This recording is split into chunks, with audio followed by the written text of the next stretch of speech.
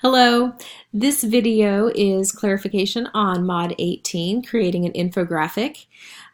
Please make sure that when you create the infographic that you always include those two standards. You can either put them in the written portion or you can put it within your actual infographic. So you're going to create an infographic on any topic related to technology that can enhance and support your classroom, workplace, teaching and learning environment.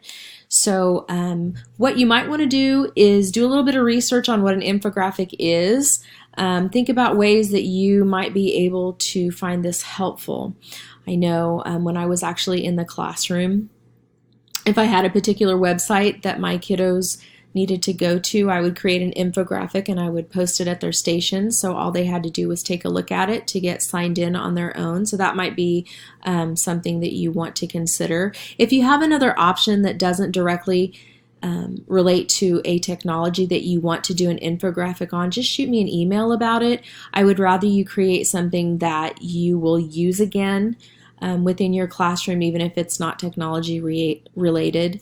I really want you to get comfortable with using infographics because they do give the reader information very quickly.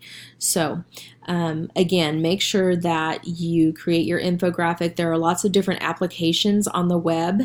I'm not tied to any one, so you can research and use whatever application you want to use. Make sure that you have those two standards, that you post it within the community on time.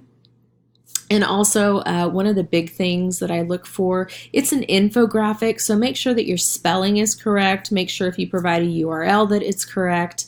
You know, we're educators, and so that's something that if you're putting a published product out there, that you need to make sure that you have correct spelling. And also, if you use any website to do research, or if you use anything to do research with, that you also add that in to your finished product. So I hope that you're enjoying the course so far. We're almost done. Yay! And again, you will provide that Oreo feedback to your peers.